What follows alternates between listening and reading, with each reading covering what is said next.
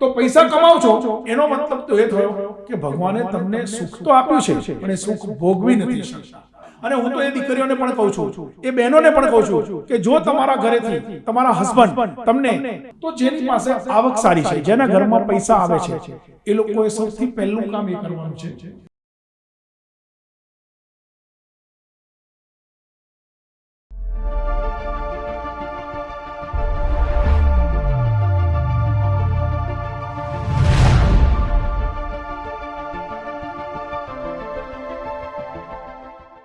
કે પૈસા આવે, તમે કમાઈને પૈસા તો લઈ આવ્યા બાપુ, પણ એ પૈસા વપરાઈ જતા હોય છે અને ક્યાંક ડોક્ટરો પાસે વપરાઈ જાય, ક્યાંક ફરવામાં વપરાઈ જાય, ક્યાંક એવી વસ્તુઓમાં વપરાઈ જાય જે એકચ્યુઅલી જરૂરિયાત નથી હોતી, પણ વેડફાઈ જાય છે.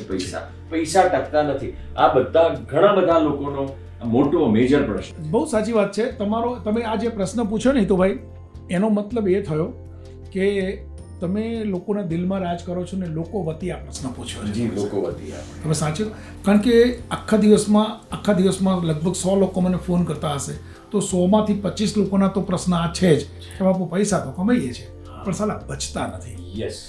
તો આ વાતમાં હું એટલું જ કહીશ કે જ્યારે તમે જ્યારે પૈસા કમાવો છો તો સૌથી પહેલાં તો એ યાદ રાખજો, તમે જે કામ કરો છો એ કામની અંદર તમારું ઇન્વોલ્વમેન્ટ જોઈશે. જે કામ કરો છો એની અંદર તમારું પેશન, તમારે આનંદ જોઈશે કે જે કામ કરો છો એ આનંદથી કરો. બસ તમે જબરજસ્તી કામ કરવા જાઓ છો અને જબરજસ્તી કામ કરો છો અને બસ હવે હું તો થાકી ગયો ને કામ કરીને આવ્યા એટલે તો જાણે તમે કેટલો ઉપકાર કર્યો હોય ઘરવાળા ઉપર ને પત્ની પર, એવું ન કરો. ત્યારે તમારી લક્ષ્મી ટકશે નહીં. તમે તમારા ઘરની લક્ષ્મીને જો સાચવશો નહીં, તમે તમારા ઘરની લક્ષ્મીને જો માન સન્માન નહીં આપો, તમે તમારા ઘરની લક્ષ્મીને સાચવશો નહીં અને પછી તમે એમ વિચારો છો કે મારી લક્ષ્મી ટકતી નથી, તો ત્યાંથી શરૂ થાય છે તમારી ક્યાંક ને ક્યાંક એવી વાત કે જે તમે પીછેહટ થાય છે. તો પૈસા કમાવ છો એનો મતલબ તો એ થયો કે ભગવાને તમને સુખ તો આપ્યું છે પણ એ સુખ ભોગવી નથી શકતા. તો નથી ભોગવી શકતા એનું કારણ શું છે કે તમે માત્ર તમારા પોતાના માટે જીવો છો. જે વ્યક્તિ માત્ર પોતાના માટે જ જીવે છે એ વ્યક્તિ હંમેશા ક્યાંક ને ક્યાંક આગળ જતા દુઃખી થાય છે. તો બધાને સાથે લઈને ચાલો. તો જેની પાસે આવક સારી છે, જેના ઘરમાં પૈસા આવે છે, એ લોકોએ સૌથી પહેલું કામ એ કરવાનું છે કે એ જે કંઈ પણ આવક થાય છે એનો, હું એવું નથી કહેતો કે બધા જ પૈસા, એનો એટલીસ્ટ 1% માની લો કે તમે મોટા માણસ છો તો તમે માની લો કે 12 મહિનામાં 5, 25, 50 કરોડ કમાતા હોય તો એનો 1%. મારા જેવો સામાન્ય 10-12 લાખ કમાતો હોય તો 1%. કોઈ માની લો કે 2-5 લાખ કમાય છે તો 1%. એ 1% રૂપિયા તમારી પત્નીને આપો. અમારી ગેરંટી છે, ગેરંટી. અને જો કોઈના ઘરમાં આ ન થાય તો મારી પાસે આવવું અને મારી પાસેથી ચેક લઈ જવો. હું જાહેરમાં બોલું છું. તમારી પાસે જે આવક છે, યસ, મનાબેનને મારે ચેક આપી જ જવાનું છે. તમારી પાસે જે આવક થાય છે એ આવકનો તમે નક્કી કરો 1%, 0.5%, 2%, એ પૈસા તમે તમારી પત્નીને આપો. ગમતું તમે કીધું. હિતુભાઈ, હું એવું માનું છું કે દુનિયામાં કોઈ પણ ઘરમાં, એમાં ખાસ કરીને આપણા ગુજરાતીઓના અને ખાસ કરીને આપણા ઇન્ડિયન્સના ઘરમાં આપણે લગભગ કમાઈને પૈસા તો પત્નીને જ આપી દઈએ છીએ. એટલે આ વાત પણ લોકો કહે છે, અરે હોય બાપુ, પૈસા તો હું એના હાથમાં જ આપી દઉં છું. તમે એના હાથમાં આપો છો ઘરનો વહીવટ કરવા માટે. તમે એના હાથમાં આપો છો ઘરનો વહીવટ કરવા માટે, પણ હું જે કહું છું એ કહું છું કે એને એવું ફીલ થવું જોઈએ કે આ પૈસા મારા છે. આ જે હું સેવા આપું છું ઘરમાં, આ એના માટે થઈને મારા હસબન્ડ, અને હું એમ કહું છું કે આપણે બધા જ એવું વિચારીએ છીએ કે આપણી જે આવક થાય એમાં આપણા ભગવાન આપણા પાર્ટનર હોય. કોઈ કૃષ્ણ ભગવાનને પાર્ટનર બનાવે છે, કોઈ ગણેશજીને પાર્ટનર બનાવે છે, કોઈ હનુમાનજીને પાર્ટનર બનાવે છે. બસ હું તો એટલું જ કહું છું, ભગવાનને પાર્ટનર ના બનાવશો, તમારા પત્નીને જે સાક્ષાત તમારા ઘરમાં લક્ષ્મી છે એને પાર્ટનર બનાવો સાહેબ.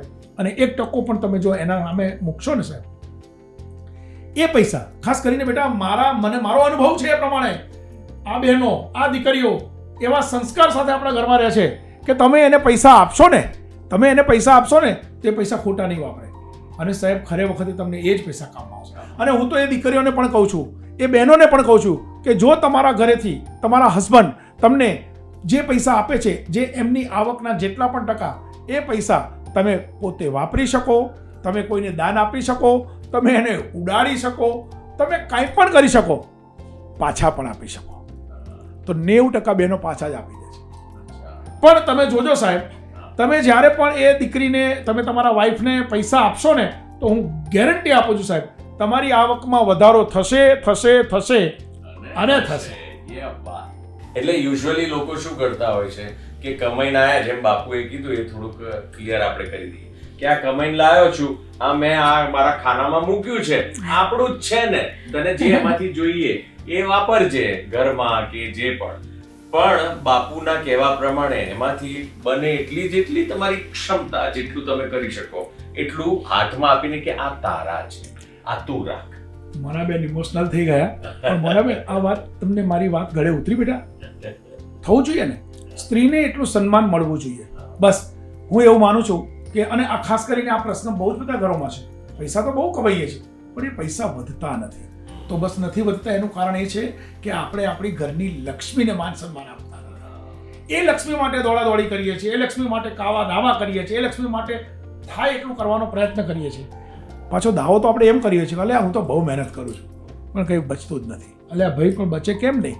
કારણ કે તમારા ઘરની અંદર એ સુસંગતતા નથી. બસ આટલું કરો. હું એવું માનું છું કે જીવનમાં ક્યારે પૈસો નહીં ખૂટે, નહીં ખૂટે ને નહીં ખૂટે. ગ્રહો નડે છે તો હવે પૂજા વિધિના ખર્ચ કર્યા વગર જ સચોટ ઉપાય મેળવો. આજે જ વિશ્વવિખ્યાત એસ્ટ્રોલોજર શ્રી શૈલેન્દ્રસિંહજી વાઘેલા બાપુનો સંપર્ક કરો. બાપુ કહે છે, ના પૂજા ના વિધિ, ના મંત્ર ના તંત્ર, ના સોરો ના સ્ટ્રેસ, ના નડતર ના જળતર. You can solve all your problems by yourself. વિશ્વવિખ્યાત એસ્ટ્રોલોજર શ્રી શૈલેન્દ્રસિંહજી વાઘેલા બાપુનો આજે જ સંપર્ક કરો. શું આપને પણ સ્ટેજ પરથી બોલતા શરમ, સંકોચ કે ડર લાગે છે? તો આજે જ બાપુ લિખિત સર્વશ્રેષ્ઠ વક્તા બનો નામનું પુસ્તક વસાવો અને છટાદાર ભાષણ આપતા શીખો. વાસ્તુ બેલેન્સ કરવું છે પણ ડર છે કે કોઈ શ્રદ્ધાનો ગેરલાભ ન ઉઠાવે? તો હમણાં જ આ અમૃતરૂપી ગ્રંથ વસાવો અને વાસ્તુ બેલેન્સ તમારી જાતે જ કરો.